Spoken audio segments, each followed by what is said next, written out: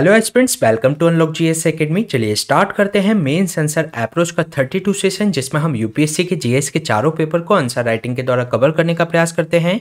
हमारे इस प्रयास का बेहतर तरीके से लाभ उठाने के लिए इन क्वेश्चंस को अपने स्तर पर लिखकर कमेंट सेक्शन में पेस्ट कर सकते हैं, जिसका हम आपको इवैल्यूएशन प्रोवाइड कराएंगे। साथ ही साथ इसके हैंड रिटन नोट्स की पीडीएफ आपको हमारे टेलीग्राम चैनल से मिल जाएगी। इस सेशन में हम 4 क्वेश्चन डिस्कस करेंगे, जिसमें से एक क्वेश्चन रहेगा जीएस पेपर 1 के भारतीय समाज खंड से। 2 क्वेश्चन हम जीएस पेपर 2 के डिस्कस करेंगे, जिसमें से एक क्वेश्चन रहेगा भारतीय राज व्यवस्था खंड से और एक क्वेश्चन हम जीएस पेपर 2 का ही भारतीय शासन खंड से डिस्कस करेंगे। इसके अलावा जीएस पेपर 3 के पर्यावरण और जैव विविधता खंड से भी हम एक क्वेश्चन डिस्कस करेंगे। तो चलिए स्टार्ट करते हैं आज का इंपॉर्टेंट सेशन। ये क्वेश्चन नंबर 125 है। प्रीवियस 124 क्वेश्चन हम प्रीवियस 31 सेशन में कवर करा चुके हैं, जिसका लिंक आपको डिस्क्रिप्शन में मिल जाएगा। ये जो क्वेश्चन हम चर्चा करने वाले हैं वह है जीएस पेपर 1 के भारतीय समाज खंड से, जिसमें आपसे पूछा गया है कि भारत में विविधता के विभिन्न रूपों का उल्लेख करते हुए इस प्रकार की जो विविधता के बीच में जो एकता है उसको सुगम बनाने वाले कारकों पर प्रकाश डालिए। तो इस क्वेश्चन के अंतर्गत आपको भारत में जो विविधता के जो विभिन्न रूप हैं उसके बारे में बताना है, साथ ही साथ विविधता के बीच में एकता को सुगम बनाने वाले कारकों के बारे में आपको चर्चा करनी है। तो इस क्वेश्चन का आंसर आपको 250 शब्दों में देना है। इस क्वेश्चन को सॉल्व करने की हमारी वही अप्रोच रहेगी। सबसे पहले हम इसके इंट्रोडक्शन से इसकी शुरुआत करेंगे, फिर इसकी संरचना और बॉडी का निर्माण करेंगे, फिर निष्कर्ष के साथ इस क्वेश्चन को एंड करेंगे। अगर हम इस क्वेश्चन के इंट्रोडक्शन की बात करें तो भारत एक बहुलवादी समाज है, जिसमें विभिन्न संस्कृतियां, धर्मों और भाषाओं का समावेश है। ये जो विविधता है भारतीय समाज की एक तरीके से चारित्रिक विशेषताओं में से एक है। यद्यपि भारत में जो विविधता है वह उसका तात्पर्य विभिन्न लोगों के बीच में असमानताओं से नहीं, बल्कि जो सामूहिक विभिन्नता की उपस्थिति को यह दर्शाती है। इसके अंतर्गत जो विभिन्नता है लोगों के भिन्न भिन्न समूहों को वह चिन्हित करती है। तो इस तरीके के ब्रीफ इंट्रोडक्शन से इस क्वेश्चन की शुरुआत की जा सकती है। इसके बाद हम चर्चा कर लेते हैं भारत में विविधता के विभिन्न रूपों के बारे में। तो भारत में विविधता के विभिन्न रूप हैं, जिसमें से धार्मिक विविधता, निर्जातीय विविधता, सांस्कृतिक विविधता, भाषाई विविधता और भौगोलिक विविधता है।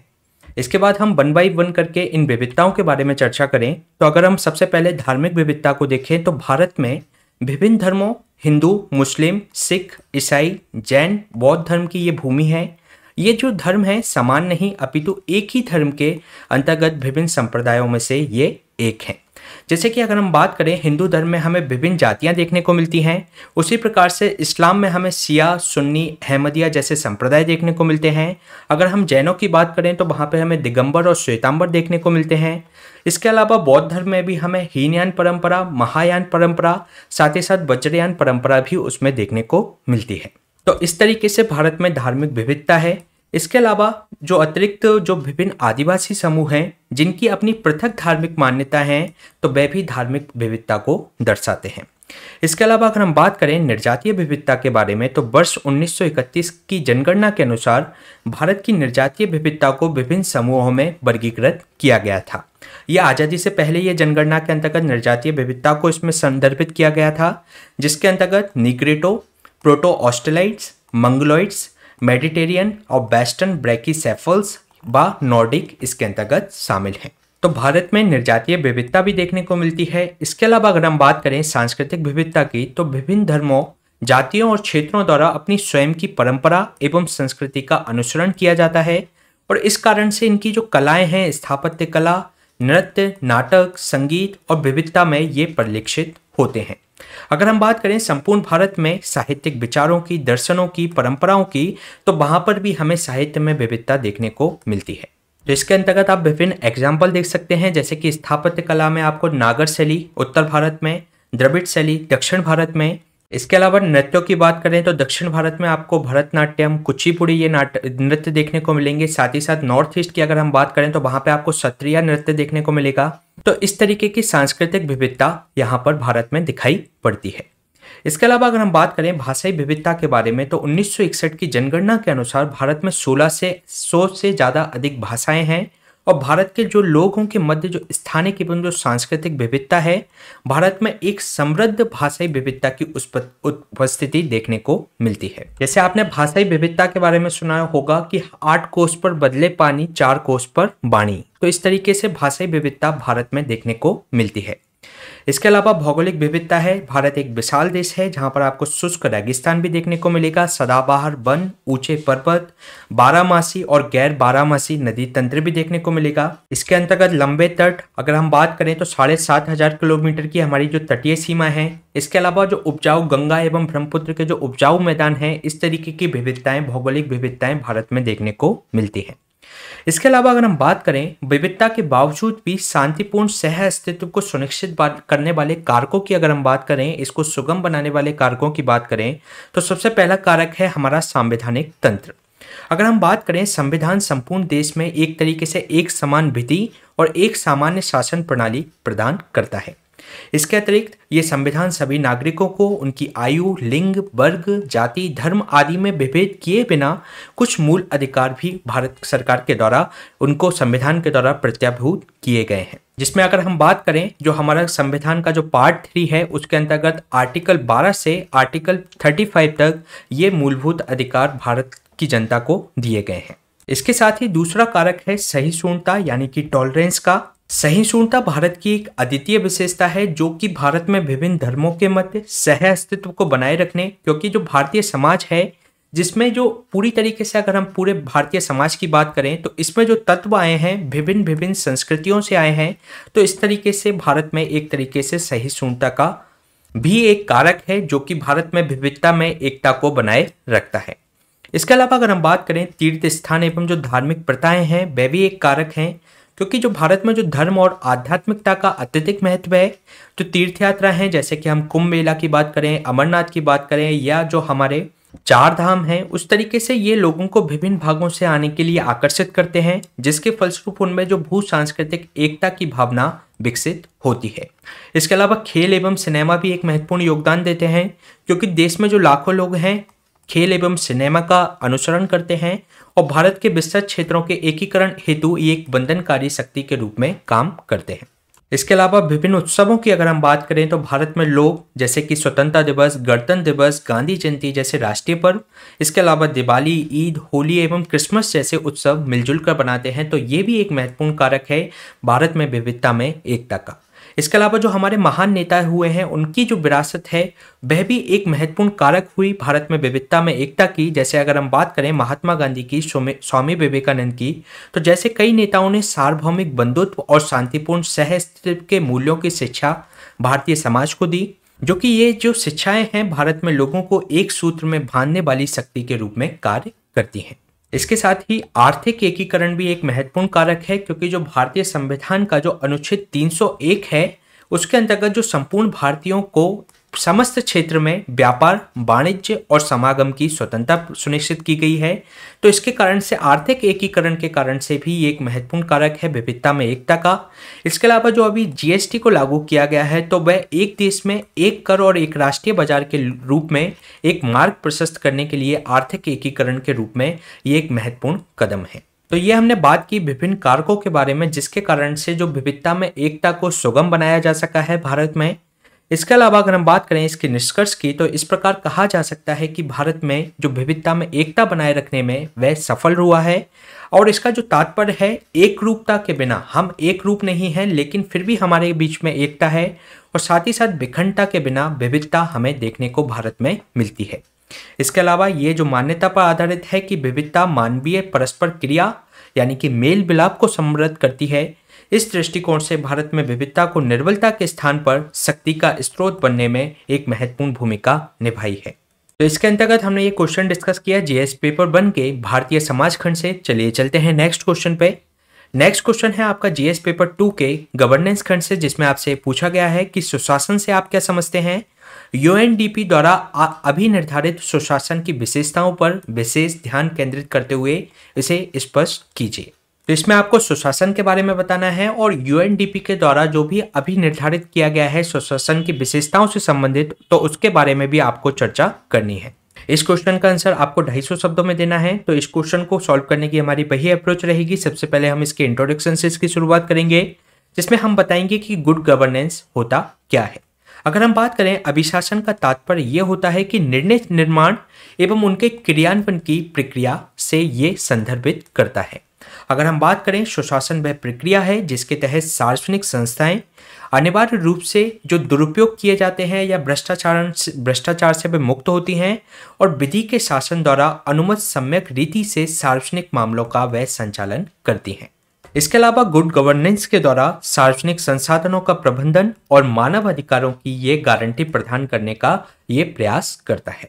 साथ ही अगर हम बात करें, सुशासन एक गुणात्मक अवधारणा है, यानी कि क्वालिटेटिव अवधारणा है, जिसके अंतर्गत ये प्रभावी तंत्र, प्रक्रिया और संस्थाएं इसके अंतर्गत शामिल होती हैं, जिसके तहत नागरिक और जो समूह अपने हितों की जो स्पष्ट अभिव्यक्ति इसके अंतर्गत कर सकते हैं और अपने विधिक अधिकारों का वह प्रयोग उनके द्वारा किया जा सकता है, जिससे कि वे अपने जो मतभेद हैं उनको दूर कर सके। जैसे कि अगर हम बात करें, मनरेगा जैसी योजनाओं में जो प्रत्यक्ष लाभ अंतरण जो किया जाता है उसकी सोशल ऑडिटिंग यानी कि सामाजिक अंकेक्षण करने के कारण उसमें जो मनरेगा के जो श्रमिक हैं उससे उस जो कार्य योजना की प्रभावशीलता में सुधार हुआ है, उसका लाभ लोगों तक पहुंचा है। इसके अंतर्गत जो सामाजिक अंकेक्षण के अंतर्गत वहाँ के जो स्थानीय लोग होते हैं उनके माध्यम से ही इसकी ऑडिटिंग की जाती है, उनका फीडबैक लिया जाता है और उसके आधार पर ही इसके अंतर्गत संशोधन किए जाते हैं। इसमें अगर कोई विसंगति है तो उसको दूर करने का इसके अंतर्गत प्रयास किया जाता है। इसके अलावा जो सुशासन का उपयोग की अगर हम बात करें तो सामान्यतः उस प्रशासन और राज्य के संदर्भ में है जहां उनसे कुछ निर्धारित विशेषताओं के आधार पर कार्य करने की अपेक्षा की जाती है। जैसे कि हमारा देश एक लोक कल्याणकारी राज्य है और उसका जो लक्ष्य है कि लोगों के कल्याण के लिए वर्क करना, तो उस तरीके के जो लक्ष्य निर्धारित किए गए हैं उसके आधार पर प्रशासन का वर्क करना, राज्य के संदर्भ में वह कार्य करना, तो वह कहलाता है एक तरीके से सुशासन। इसके अलावा यूनाइटेड नेशन डेवलपमेंट प्रोग्राम के द्वारा भी कुछ अभी निर्धारित किया गया है, लक्षण निर्धारित किए गए हैं सुशासन से संदर्भित, जिसके आधार पर हम उसकी विशेषताएं देख सकते हैं। अगर हम बात करें, जो फर्स्ट उन्होंने अभिलक्षण दिया है वह है सहभागिता। इसके अंतर्गत जो सभी नागरिकों को वाक एवं अभिव्यक्ति की स्वतंत्रता, उनको संघ निर्माण की स्वतंत्रता एवं रचनात्मक सहभागिता क्षमता के आधार पर किसी न किसी रूप में उनको निर्णयन प्रक्रिया में उनको पार्ट बनाया जाए। तो अगर कोई भी नीति तैयार की जा रही है तो उसमें वहाँ के लोगों को वहाँ की निर्णय प्रक्रिया में भी उनको भागीदार बनाया जाना चाहिए, उनकी सहभागिता उसके अंतर्गत होनी चाहिए। तो ये हमने बात की पहले लक्षण की। अगर हम बात करें आम सहमति की, तो इसके अंतर्गत आम जनता के जो सर्वोत्तम हितों की प्राप्ति के लिए जो विभिन्न स्टेक होल्डर्स हैं, जो विभिन्न हितधारक हैं, उनके मध्य विभिन्न हितों पर एक व्यापक सहमति का निर्माण इसके अंतर्गत किया जाता है। इसके अलावा इसमें अनुक्रियता, यानी कि इसके लिए ये आवश्यक है कि जो संस्थाएं एवं जो सभी हितधारक उसके अंतर्गत हैं एक उचित समय सीमा के तहत सेवा प्रदान करने का वे प्रयास करें। जैसे कि हमारी शिकायत जो निवारण तंत्र होता है उसके अंतर्गत जो संस्थाएं हैं जिसके अंतर्गत शिकायत निवारण तंत्र बनाया गया है, अगर कोई शिकायत आती है तो उसकी जो अनुक्रिया है वे तुरंत उसके अंतर्गत उसका समाधान किया जाना चाहिए। साथ ही इसका फोर्थ जो अभिलक्षण है वह है प्रभावशीलता एवं दक्षता। इसके अंतर्गत जो प्रक्रिया है, जो संस्थाओं को जो सर्वोत्तम परिणाम प्राप्त करने का प्रयास इसके अंतर्गत किया जाना चाहिए और साथ ही साथ उनके जो संसाधन हैं, उनके पास जो भी मिनिमम जो संसाधन है उसका अनुकूलतम उपयोग उनको सुनिश्चित किया जाना चाहिए गुड गवर्नेंस के अंतर्गत। साथ ही साथ उत्तरदायित्व की अगर हम बात करें तो सरकार, निजी क्षेत्र एवं जो नागरिक समाज हैं, जो संगठन हैं, वो निर्णय निर्माताओं को संस्थागत हितधारकों के साथ ही साथ जो जन सामान्य के प्रति भी उनको उत्तरदायी बनाया जाए। तो जो भी संस्थाएं हैं, जो भी निजी क्षेत्र हैं या सरकार है, तो उनको एक उनका उत्तरदायित्व होना चाहिए जन सामान्य के प्रति।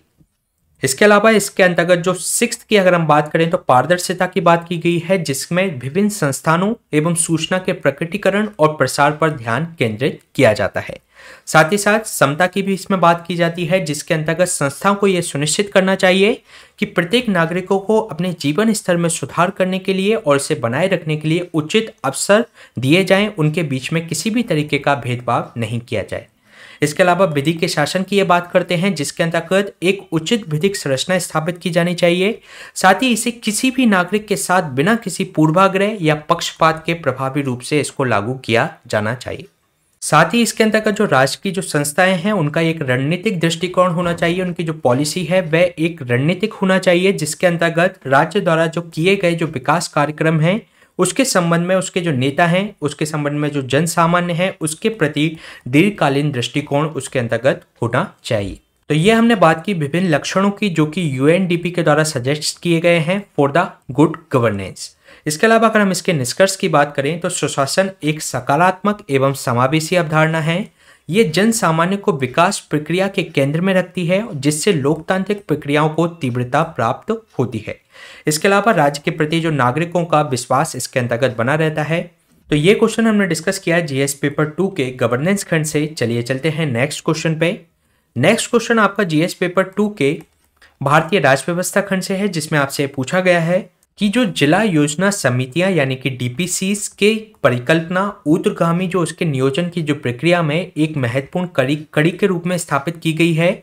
इस संदर्भ में जो आपकी डिस्ट्रिक्ट प्लानिंग कमेटीज हैं उसके माध्यम से ऊर्ध्वगामी नियोजन की प्रक्रिया को बाधित करने वाले कारकों पर प्रकाश डालिए। साथ ही साथ डिस्ट्रिक्ट प्लानिंग कमेटी को जो सुदृढ़ करने हेतु क्या आप उपाय सुझा सकते हैं उसके बारे में चर्चा कीजिए। तो इस क्वेश्चन का आंसर आपको 250 शब्दों में देना है। तो इसके अंतर्गत आपको बताना है जो डीपीसीस की जो परिकल्पना की गई थी वह निचले स्तर पर योजनाओं के निर्माण के लिए की गई थी, लेकिन निचले स्तर पर जो योजनाओं के निर्माण में इसके अंतर्गत क्या बाधाएं हैं और उन बाधाओं को दूर करने के लिए आप क्या उपाय बता सकते हैं उसके बारे में आपको चर्चा करनी है। तो इस क्वेश्चन को सॉल्व करने की हमारी वही अप्रोच रहेगी। सबसे पहले हम इसके इंट्रोडक्शन से इसकी शुरुआत करेंगे, जिसके अंतर्गत हम बताएंगे कि भारत के संविधान में जो 74वां संविधान संशोधन हुआ उसके माध्यम से अनुच्छेद 243 ZT को इसके अंतर्गत शामिल किया गया। ये जो प्रावधान करता है कि प्रत्येक राज्य में जिला स्तर पर जिले में पंचायतों और नगर पालिकाओं द्वारा तैयार की गई योजनाओं का समेकन करना, साथ ही साथ संपूर्ण जिले के लिए एक विकास योजना का प्रारूप तैयार करने के लिए डिस्ट्रिक्ट प्लानिंग कमेटी का गठन किया जाएगा। तो इसके अंतर्गत इसके कार्य क्या हैं कि जो भी आपकी जो जिला पंचायत हैं और जो नगर पालिकाओं के द्वारा जो योजनाएं तैयार की गई हैं, अलग अलग तरीके की इनकी योजनाएं होती हैं, उनके बीच में समेकन स्थापित करना, साथ ही साथ जो जिला के संपूर्ण विकास के लिए एक प्रारूप तैयार करने का काम होता है जिला योजना समिति का। इसके अलावा इसके साथ साथ जो जिला योजना जो समिति होती है राज्य सरकार द्वारा समय समय पर प्रदत्त ऐसी ही अन्य शक्तियों का प्रयोग करने में वह सक्षम होंगी। इनको जो पावर दी जाएगी वह राज्य सरकार के द्वारा दी जाएगी। तो इस तरीके के प्रावधान इसके अंतर्गत किए गए, लेकिन कई राज्यों ने इस तरीके की जो डिस्ट्रिक्ट प्लानिंग जो कमेटी स्थापित की जानी चाहिए थी राज्य के अंतर्गत तो वह उनके द्वारा नहीं की गई। तो इससे संबंधित जो इसकी बाधाएं हैं उसके बारे में अगर हम बात करें तो ऊर्ध्वगामी प्रक्रिया को बाधित करने वाले इसके अंतर्गत जो कारक हैं उनकी अगर हम बात करें तो राज्य सरकार का अनिच्छावादी और निरुत्साही दृष्टिकोण। अगर हम बात करें पंचायती राज मंत्रालय द्वारा एक रिपोर्ट निकाली गई थी 2015 के अंतर्गत, जिसके अंतर्गत उन्होंने बताया कि जो डिस्ट्रिक्ट प्लानिंग कमेटी के गठन हेतु जो संवैधानिक आदेश पारित हो चुका है उसके बावजूद भी विभिन्न राज्यों ने डीपीसी का गठन नहीं किया है। इसके अलावा इनके जो कार्य संचालन में जो डिस्ट्रिक्ट प्लानिंग कमेटी होती है उनके कार्य संचालन में भी कई तरीके के हस्तक्षेप किए जाते हैं राज्य सरकारों के द्वारा, जिसमें जो डीपीसी है उसकी स्थापना जिन राज्यों में कर दी गई है वहां पर, जैसे कि कुछ राज्य छत्तीसगढ़, गुजरात एवं पंजाब में मंत्री ही प्राय डीपीसी के अध्यक्ष के रूप में योजना प्रक्रिया में सहभागी प्रकृति के रूप में उस मार्ग को अवरुद्ध करते हैं। तो सबसे पहली स्थिति में कई राज्य सरकारों ने इनको स्थापित ही नहीं किया है और दूसरी स्थिति में जिन्होंने स्थापित भी किया है तो वे इनके कार्य संचालन में हस्तक्षेप करते हैं। इनके जो राज्य सरकार के जो मंत्री होते हैं वे डीपीसी के अध्यक्ष के रूप में कार्य करते हैं और जो योजना जो प्रक्रिया है उसमें सहभागी जो प्रकृति होनी चाहिए उसको ये अवरुद्ध करते हैं। इसके अलावा अगर हम तीसरे इसमें बाधित करने वाले कारक की बात करें तो जो निधियन एवं जो विशेषज्ञता का अभाव डीपीसी के अंतर्गत देखने को मिलता है। जो डीपीसी हैं केवल कुछ ही राज्यों में हैं, उन्हें निधियों और मुद्दों को सुलझाने साथ ही साथ समय पर वितरण में दक्षता एवं क्षमता की कमी जैसे मुद्दों का सामना करना पड़ता है। तो इसके अंतर्गत उन्हें जो फंड की कमी है साथ ही साथ उसमें स्पेशलिटी जो होनी चाहिए एक तरीके से विशेषज्ञता है उसका अभाव उसके अंतर्गत देखने को मिलता है। इसके अलावा इसमें जो बहुविध निकाय हैं स्टेट के लेवल पर, जैसे कि सभी राज्यों में आपको विकास बोर्ड जैसे समांतर निकाय देखने को मिलेंगे, जिसके कारण से जो डीपीसी के जो प्रक्रियात्मक जो क्षेत्र हैं उसका जो कार्य क्षेत्र है उसमें अतिक्रमण देखने को मिलता है। इसके अलावा जो ग्राम पंचायतों की जो योजनाएं हैं जो जिला परिप्रेक्ष्य की जो योजनाओं में उसको समेकित करने के लिए डीपीसी जो आपकी जिला योजना समिति है उसकी असमर्थता भी इसके अंतर्गत देखने को मिलती है। तो ये हमने बात की इसके बाधित करने वाले कारकों के बारे में, जिसके अंतर्गत हमने बात की कई राज्यों ने इसका स्थापना ही नहीं की है और जिन्होंने स्थापना की है उनके कार्य संचालन को में ये बाधा बनते हैं। साथ ही साथ इनको फंड का अभाव है, विशेषज्ञता का अभाव है और बहुविध निकाय हैं राज्य के स्तर पर, जिससे कि इसके जो कार्य क्षेत्र का अतिक्रमण होता है और ग्राम पंचायतों की जो योजनाएं हैं जिला परिप्रेक्ष्य में उन योजनाओं को समेकित करने के लिए डीपीसी की असमर्थता देखने को मिलती है। इसके अलावा अगर हम बात करें इससे संबंधित उपायों के बारे में, तो जो सभी राज्यों की जो नियुक्तियों के संदर्भ में न्यूनतम हस्तक्षेप के साथ संवैधानिक दिशा निर्देशों जो दिए गए हैं 243ZD के अंतर्गत, तो उन दिशा निर्देशों के आधार पर डीपीसी को स्थापित करने की आवश्यकता है। इसके अलावा डीपीसी के अंतर्गत जो अध्यक्ष का जो चयन है वह जिला परिषद या नगर पालिकाओं के सदस्यों में से किया जाना चाहिए। जैसे कि हमने बात की थी राज्य के मंत्री ही इसके अध्यक्ष बन जाते हैं, तो वह इस तरीके का तरीका इसके अंतर्गत नहीं अपनाया जाना चाहिए।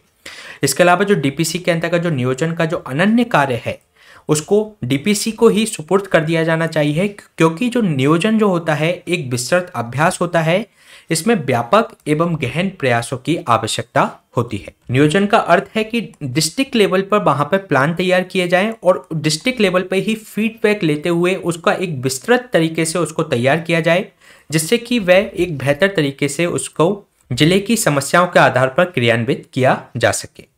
साथ ही साथ अगर हम बात करें डीपीसी में जो विभिन्न क्षेत्र हैं जैसे कि अर्थशास्त्र, कृषि, स्वास्थ्य या आदि के जो अन्य जो विशेषज्ञ हैं उनको सम्मिलित करने का प्रयास किया जाना चाहिए। साथ ही साथ उनके जो कार्य आवश्यक जो तकनीकी सहायता उनको प्रदान की जानी चाहिए। ये जो आपके जो विशेषज्ञ जो इसके अंतर्गत आएंगे वे डेटा विश्लेषण कर सकेंगे, कार्य योजना तैयार कर सकेंगे, इससे संबंधित सहयोग कर सकेंगे और निचले स्तर पर निगरानी रखना और उनकी प्रतिपुष्टि प्रदान करने में भी इनकी एक महत्वपूर्ण भूमिका हो सकती है। इसके अलावा इनको पर्याप्त वित्तीय सहायता प्रोवाइड कराई जाए, इनके लिए स्थायी कार्यालय का निर्माण किया जाए और सचिवालय इनको प्रदान करने की आवश्यकता इसके अंतर्गत है। साथ ही साथ जो डीपीसी हैं उनके निचले स्तर पर स्थानीय निकायों में जो योजनाओं के निर्माण में जो संलग्न कर्मी हैं उनका तकनीकी कौशल बढ़ाने के लिए उनके लिए ट्रेनिंग प्रोग्राम्स चलाने चाहिए, उनके लिए प्रशिक्षण कार्यक्रम तैयार किए जाना चाहिए, जिससे कि जो जिला स्तर पर जो योजनाएं बन रही हैं उनके संबंधित जो नियोजन है उसकी गुणवत्ता में सुधार हो सके। तो ये हमने बात की इससे संबंधित उपायों के बारे में। अगर हम इसके निष्कर्ष की बात करें तो सेकंड एआरसी की जो 6वीं रिपोर्ट है उसके अंतर्गत ये अनुशंसा की गई है डीपीसी से संबंधित। तो उन अनुशंसाओं को मानते हुए हमें डीपीसी को सुदृढ़ बनाने का प्रयास किया जाना चाहिए।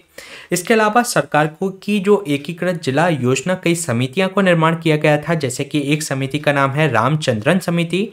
साथ ही साथ पूर्ववर्ती योजना आयोग कार्यबल की जो अनुशंसाएं हैं उसको लागू करने की दिशा में कार्य करने की आवश्यकता है।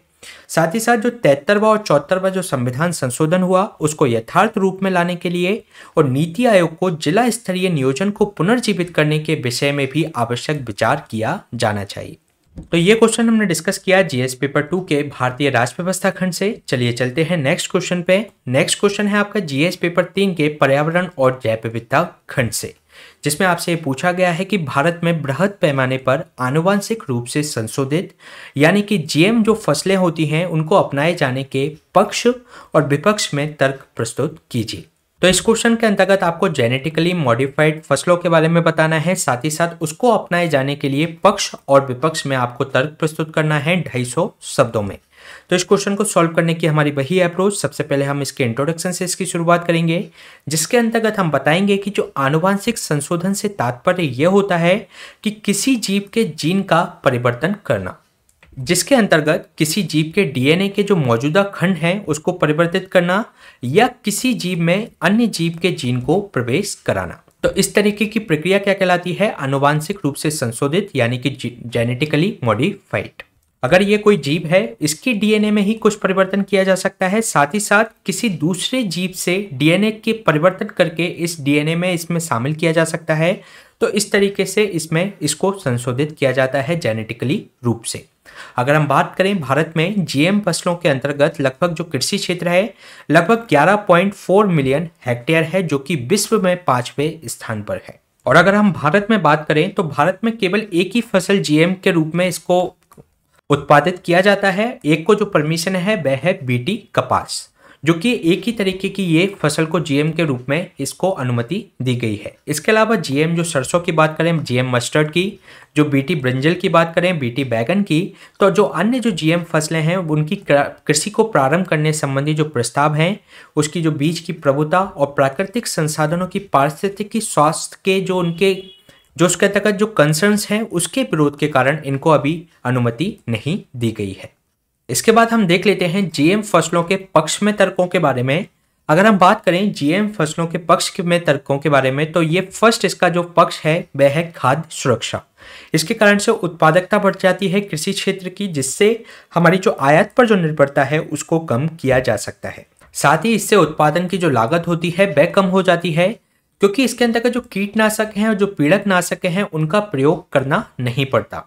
और इसके अंतर्गत जो जीएम फसल हैं रोगों के प्रति अत्यधिक प्रतिरोधी हो जाती हैं। जैसे कि हम बीटी कॉटन की बात करें तो ये बॉल वॉर्म के प्रति भी प्रतिरोध को ये सुनिश्चित करती है, जिसके कारण से कीटों के जो नियंत्रण हेतु कृषि पद्धति एवं नए कीटनाशकों के उपयोग में भी सुधार आया है, जिसके कारण से उत्पादन की जो लागत है वह कम हो जाती है।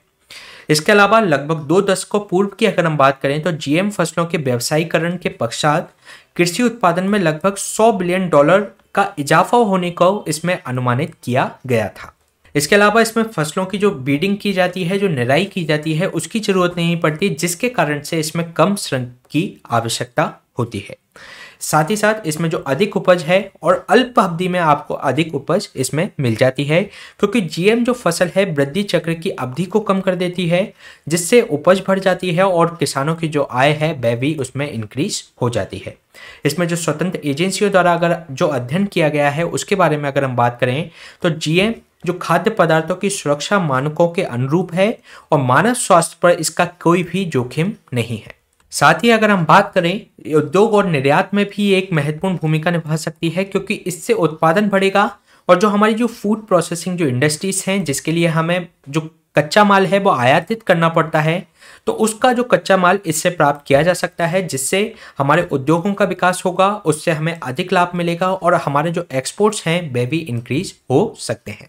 तो ये हमने बात की जीएम फसलों के पक्ष में तर्कों की। अगर हम बात करें इसके विपक्ष में तर्कों की तो ये एक सार्वजनिक स्वास्थ्य और सुरक्षा पर एक संकट बन सकता है। ये तर्क दिए गए हैं कि इसके जो प्रभाव हैं वह कैंसरकारी प्रभाव ये उत्पन्न कर सकता है। और अगर हम बात करें WHO के अनुसार भी तो जीएम फसलों को एलर्जी संबंधी प्रक्रिया और जीन स्थानांतरण जैसी समस्या का इसके अंतर्गत कारक बताया गया है। इसके अलावा जो जीएम है खाद्य पदार्थ जो शरीर के जो जठरांत्रिय जो मार्ग होता है, यानी कि जो गैस्ट्रोनॉमिकल जो ट्रैक्ट होती है उसके अंतर्गत जो कोशिकाओं में जो जीन है उसका स्थानांतरण ये कर देता है, जिससे कि मानव के स्वास्थ्य पर प्रतिकूल प्रभाव पड़ता है। तो ये किसके द्वारा बताया गया है? WHO के द्वारा। इसके अलावा इससे जैव विविधता पर भी खतरा उत्पन्न हो सकता है। ऐसा माना जाता है कि जो जीएम जो खाद्य पदार्थ हैं उनको गैर जीएम फसलों के साथ मिश्रित करके इसमें संशोधित किया जाता है, जिससे जैव विविधता पर यह खतरा उत्पन्न हो सकता है और इससे खाद्य संरक्षण एवं खाद्य सुरक्षा पर भी दीर्घकालिक रूप में विपरीत प्रभाव पड़ सकता है। इसके अलावा अगर हम बात करें क्षेत्र परीक्षण यानी कि फील्ड ट्रायल्स और जांच या टेस्टिंग की, तो जीएम फसलों से संबंधित जो फील्ड ट्रायल्स हैं उसका पर्याप्त और उचित रूप से पर्यवेक्षण नहीं किया जाता। इसके अलावा MS स्वामीनाथन के द्वारा भी जीएम फसलों के लिए उचित सतर्कता सिद्धांतों का उचित अनुपालन नहीं किया जा रहा, इस पर चिंता जताई थी MS स्वामीनाथन आयोग ने। इसके अलावा इनके मूल्यांकन को किसी भी विज्ञान आधारित एवं कठोर जैव सुरक्षा प्रोटोकॉल का अनुपालन इसके द्वारा नहीं किया जा रहा है। तो जो मूल्यांकन के समय जो अनुपालन किया जाना चाहिए विज्ञान आधारित और कठोर जैव सुरक्षा प्रोटोकॉल का, इसकी फील्ड ट्रायल के समय तो उसका यह अनुपालन नहीं किया जा रहा है। तो ये कंसर्न जताया MS स्वामीनाथन आयोग के द्वारा। इसके अलावा इसमें जो आजीविका संबंधी सुरक्षा भी हो सकती है, क्योंकि जो लघु एवं जो सीमांत किसान हैं उनकी आजीविका की जो सुरक्षा संबंधी उनको सुरक्षा देने की आजीविका की सुरक्षा देने में ये पद्धति जो जीएम फसलें हैं ये विफल रही है। इसके अलावा अगर हम बात करें विनियमन का अभाव देखने को मिलता है, इसका ठीक तरीके से रेगुलेशन नहीं हो पाता, साथ ही साथ इसका अवैध आयात भी देखने को मिलता है। विनियमन के अभाव के कारण जो जीएम फसलें हैं उसकी जो अवैध किस्म है उसको जो कि परमिशन नहीं दी गई है उसको भारत में उगाने के लिए, लेकिन उन किस्मों का भी आयात होता है और भारत के कृषि क्षेत्र में उसको अपनाया जाता है।